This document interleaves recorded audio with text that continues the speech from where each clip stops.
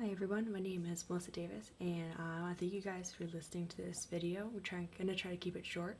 I'm just really happy you guys are able to, or are interested in volunteering, and I definitely appreciate your help.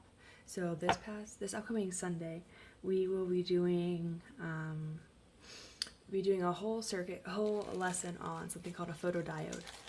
A photodiode, which I'm pulling out right now.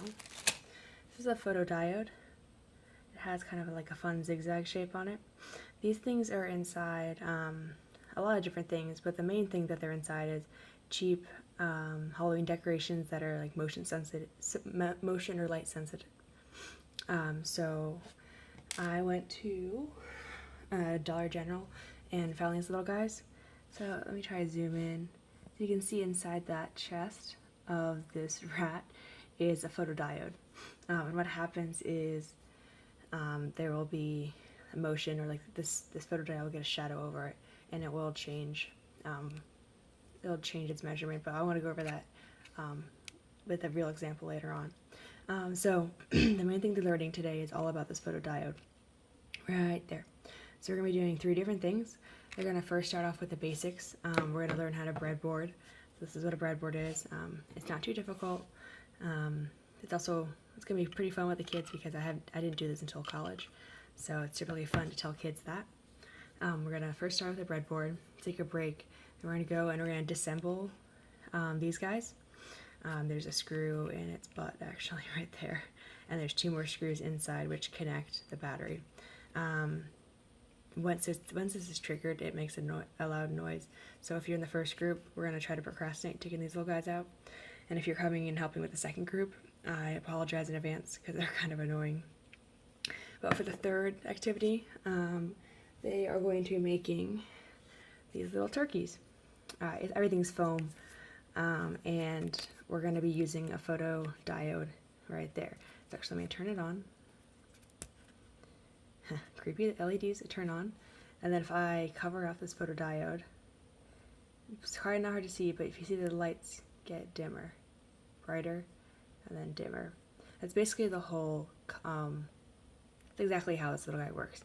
It has a different value based on how much light is hitting it. So, turn this guy off and start with what a photodiode is. So a photodiode is just something that changes its resistance. Resistance is just, most people do know what the word resistance means, but resistance is something that it slows down the electrons flowing through the circuit. So if you have a circuit, which is always one big circle, if you have a circuit that has no resistance in it, that means that those electrons are going to move as fast as possible. And it's actually going to be a little dangerous if they move that quickly. So we don't want them moving that quickly, so we add the resistors in to slow everyone down. So if you add in a big resistor or a high value, then it will, it can make the light or the electrons move very, very slowly. And when it's moving very slowly, you'll see the light dim. But when the electrons move very fast and there's a high current and a low resistance, then you'll have very bright LED. So what I'm going to be doing is, the girls are going to be doing this, probably doing it in a little bit different order, or actually maybe this order, I'm not sure. We are going to take the photodiode, bend the legs apart, just make it a little bit easier, and we want to make a connection with this multimeter. This multimeter measures different things, but we're going to be focusing on the stuff down here. That is, I think omega, but it's an ohm. It's going to be measuring the amount of resistance this little guy has, and this changes based on light, hence the photo. So in order to measure it, we're going to take one of each probes. It's going to be hard to see because I usually put my finger in front, but there it is. You want to touch the leg of the photodiode to the prong and just pinch it together with your fingers. Let's grab this other one. Alright, see, now you see this light up? That is showing us that there's about 5.5 ohms. 5.5 kilo ohms. If I go to cover it, we see that the resistance goes up. So since the resistance goes up, we can expect that the current will go down. Uncover it, we're back to 5. So Okay, that's awesome. They're going to be first working with this, and then we're going to learn how to breadboard. Turn this little guy off. Put it aside. Breadboarding isn't too difficult. It's basically, it makes your life a lot easier when instead of holding onto things with your fingers, these do all the holding to yourself. So what this is just a whole bunch of little grabbers, and they're all in a row. So all these grabbers right here, they all touch. They're all connected. So turn this over. This is just a bigger, more complicated one. Flip this back. All right. So let's flip it this way. So you can see there are these long metal prongs, and if you look there quickly, there's about 5. There's probably about 5 over here too. So what happens if we plug something in to this row, so you plug a photodiode in right there. If we plug anything else into these different different openings, it will be connected. It will be like your fingers holding here onto the other one. So what we're going to do first is we are going to get a normal resistor, a resistor that doesn't change with voltage, which doesn't change with light, just to make everything easier. So what this little guy is. And we're going to take it and plug it into any hole, actually matters. I'll be sure to be more descriptive for the kids. But you're going to take this guy. They're kind of bendy, but you can't really hurt them. They're 5 cents each, so not very expensive either. We want to push it in all the way, and you'll feel some tension. That means you hit the back. You probably wiggle it around a little bit. And that means that you've hit all the way back here. It doesn't have to be all the way in, but a lot of the kids won't put it in all the way, and that means it won't have very good connection. So the circuit won't work later. So then we see how to have it up here. We now want to take it and bend the other leg down, and you need to put it in a different column. So we see this is, if we had it like this, if the kids do this, that's going to do nothing, because basically there is metal that just gonna connect here to here, so you just lost the resistance. It's going to do nothing at all. You want to make sure that it is in a different column. So as long as it's spread out, kind of like a table, you're good to go. What we're going to take next is an LED, and LEDs are kind of unique because a typical light will let you put the electricity to it, in any orientation, but this guy is a little more picky. It's like a one-way road, it only lets people go one way. You can see there's a long side and a short side as I'm covering it up. There's a long side and short side.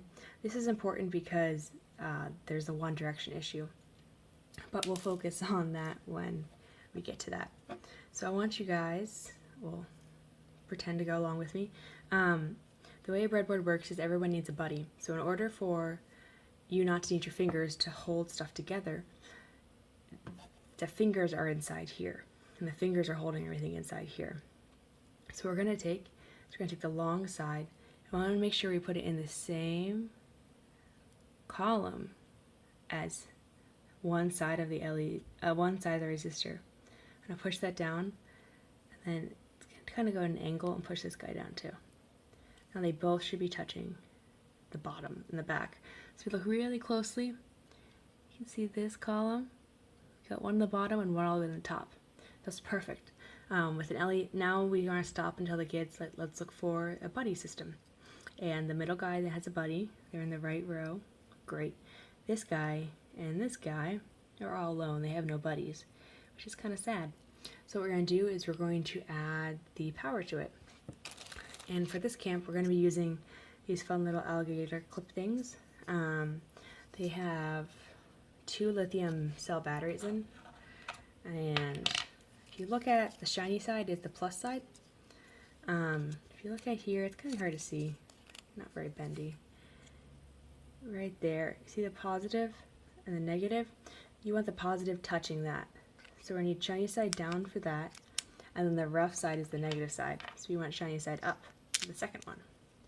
So you're going to plug it in, pop it down, and now, just to make life easier, there's an on and off switch. I'm going to put it into on. Let's see if I can get this hooked up correctly. I'm doing it Okay, well, it worked the first time. So what we're going to do is, let's remove it. What I did was I took the red one, and we're going to take it to the resistor. It needs to connect into any of these holes so it can connect to that.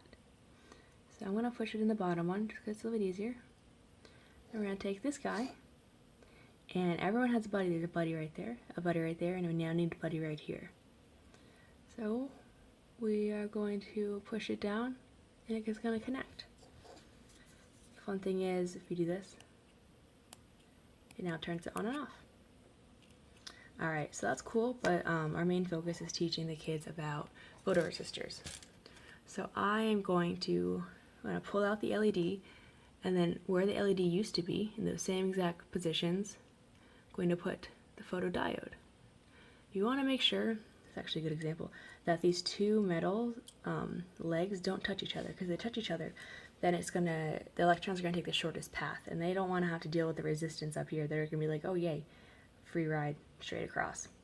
That means there's going to be no resistance, and you might blow up your LED, which won't cause smoke or anything. They won't work anymore. So plug this back in, turn it on. Alright, you see it's a little dimmer?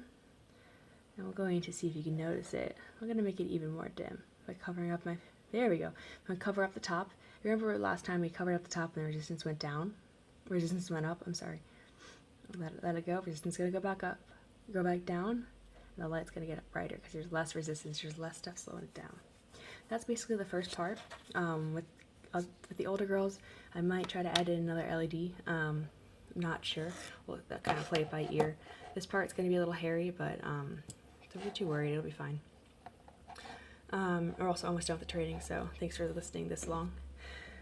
So with the rat, Eve was wonderful and bought us 15,000 screwdrivers.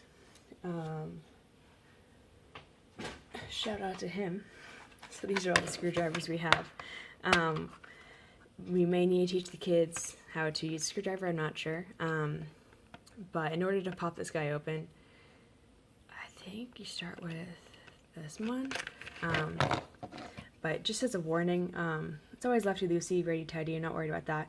But some of these, I think you can see, this guy is a typical Phillips head, or a typical star. Some of these rats I noticed actually have a triangle. So if you push it in, you might have to slide it down a little bit. So actually might have the volunteers do this, especially with the younger girls, because they strip this nail, then we can't use the rat. You can, it's going to be very difficult to get the screw out for the older girls.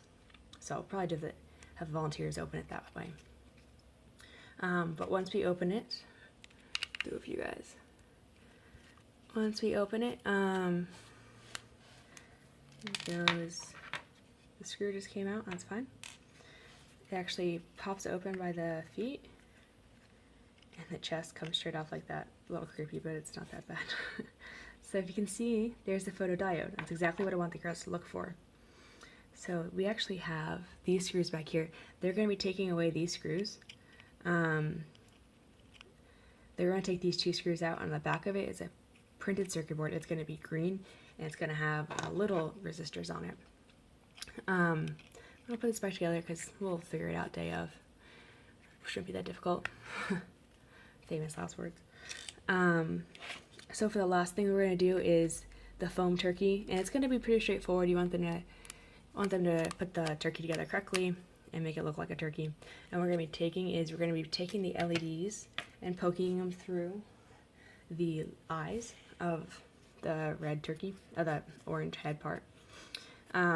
So there's a few important things with this. With the younger girls, we might need to help them because some of these, it's not hard to poke it through. It's just when you flip it to the back, we need everyone to twist together.